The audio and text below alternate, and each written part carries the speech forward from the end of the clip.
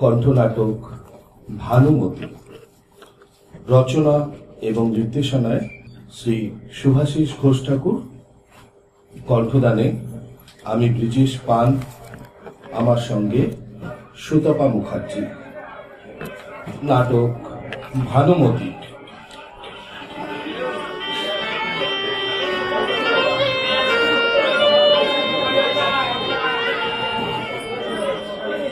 খেলা দেখবে গো ভানুমতির খেল, সাপের লাজ দেখো বা ভালুকের নখ দেখো, সাপের বিশ্রামানোর পাথর দেখো, মন্ত্র করা বশীকরণের শিকড় দেখো।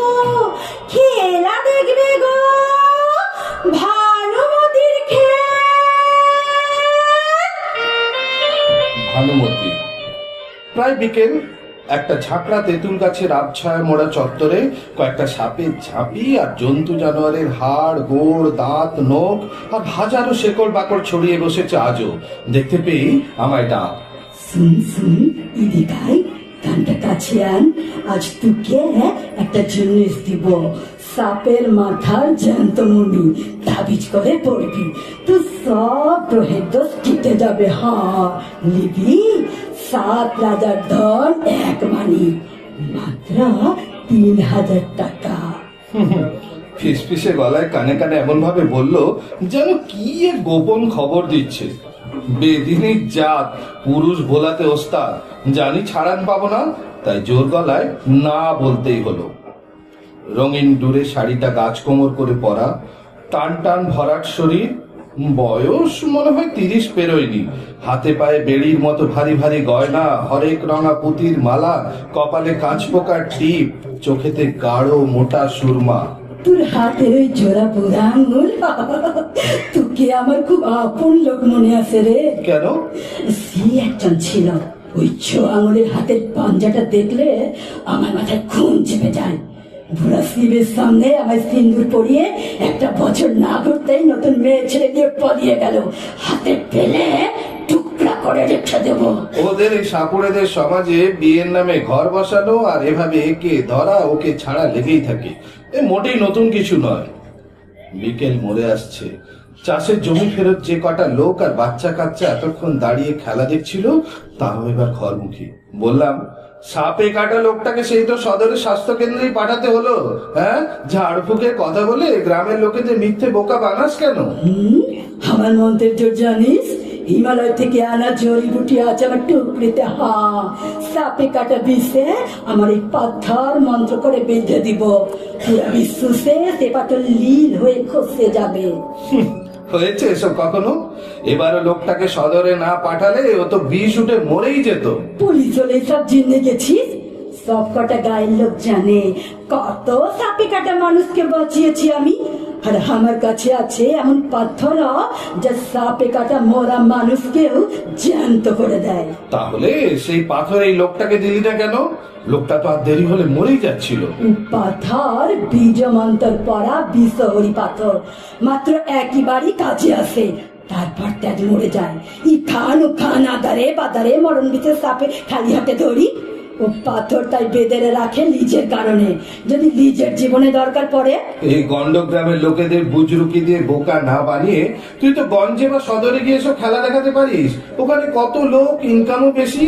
ওই যে ওই লোকটা নতুন মেয়ে ছেলে পেয়ে আমার ছেলে পালিয়েছিল, খবর আছে। এই গ্রাম লয় আশেপাশের গ্রামেই ঘর দিয়ে আছে। একবার পায়ে হাতে জানে মেরে দেব দুটাকেই।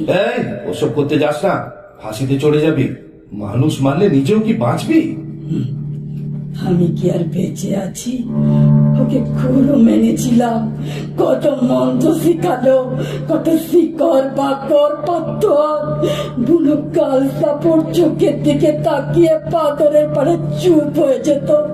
আমি ভানুমতি তখন ছাড়। তো তোকে ছাড়লো কেন লোকটা? তোর বশীকরণের মন্ত্র পড়ে ধরে রাখতে পারলি না?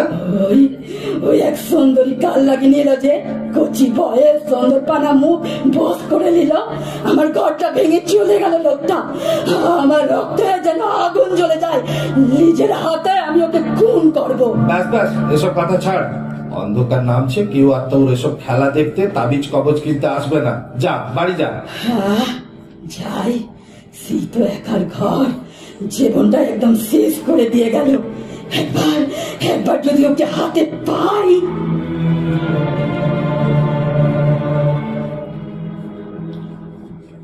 খবরটা পেয়ে থানা থেকে আরো দুজন লোক নিয়ে শ্মশানে পৌঁছে দেখি, হ্যাঁ যা শুনেছি ঠিক তাই, আগুন দিতে যাচ্ছে এমন সময় কাঠের সাজানো চিতা থেকে ভানুমতি জোর করে ছিনিয়ে নামিয়ে নিয়েছে একটা লোকের লাশ। চুলগুলো খোলা, আলু থালু বেশ, সম্পূর্ণ উন্মাদ মনে হচ্ছে ভানুমতিকে। বুক চাপড়ে কাঁদতে কাঁদতে জড়ানো গলায় গোঙানির মতো কি যেন সব বলেই চলেছে। কিভাবে বাকি দিয়ে চলে যেতে দিব না তোমায়, তোমার লাগবার মধ্যে বাঁধন দেওয়া ওই পিছন পাথর চড়িয়েছি। দেখো তোমার ওই সাপে কাটায় কি হবে, আর নিজের জন্য পাথর তুলে রেখে তুমি যদি না থাকো তোমাকে আমি ফিরাবই ফিরাবই। যে মৃতদেহটার মাথা নিজের কোলে নিয়ে ভানুমতি বসে আছে, আশ্চর্য হয়ে খেয়াল করলাম তার ডান হাতে আমার মতো জোড়া বুড়ো আঙুল। তার মানে এই এই সেই ভানুমতি ছেড়ে চলে যাওয়া স্বামী। পাশে এক কম বয়সী বউ, সিঁথি সিঁদুর লেপটে গেছে সারাটা কপাল মনে হয়। এই মনে হয় লোকটা দ্বিতীয় পক্ষ। তুমি বলেছিলে পাথর লাগিয়ে একবার কাজে দেয়, সপে কথা মরা মানুষ চোখ মিলে যায়। চোখ মিল, চোখ মিল। এই নাকি হাতে পেলে নিজের হাতে খুন করবে লোকটাকে, অথচ তার মৃত শরীরটা পেয়েও তাকে বাঁচানোর এই কি আত্মি ভানুমতি। এ কোন প্রেম, প্রেমের কোন রূপ। তুই তুই তো কেন দিয়েছিলি ওকে আমার কাছ থেকে? তুই তুই তুই কেন ওকে বাঁচিয়ে রাখতে পারলি না? কম বয়সী বউটাও দেখলাম টুকরে কেঁদে জড়িয়ে ধরলো ভানুমতিকে, যেন শান্ত করতে চাইলো। লোকজন জমেছে বেশ। এই কাণ্ডটাই নাকি চলছে 2 ঘন্টা পেরিয়ে গেছে। গ্রামের কিছু লোকের মধ্যে অসন্তোষের গুঞ্জন।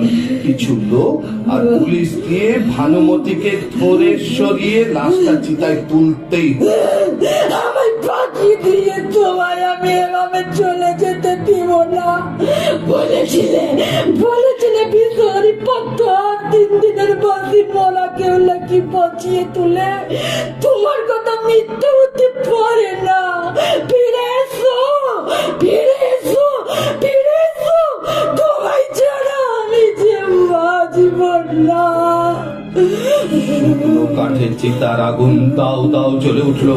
আগুনের লাশ পোড়ার তীব্র কটু গন্ধ। হঠাৎই সবার হাত ছেড়ে বই বই করে উঠলো সকলে। নেমেছে সব শেষ, বাঁচানোর কোনো সুযোগই ছিল না। ঘটনার আকস্মিকতায় সব মানুষ যেন বিমূঢ় নিষ্পন্দ।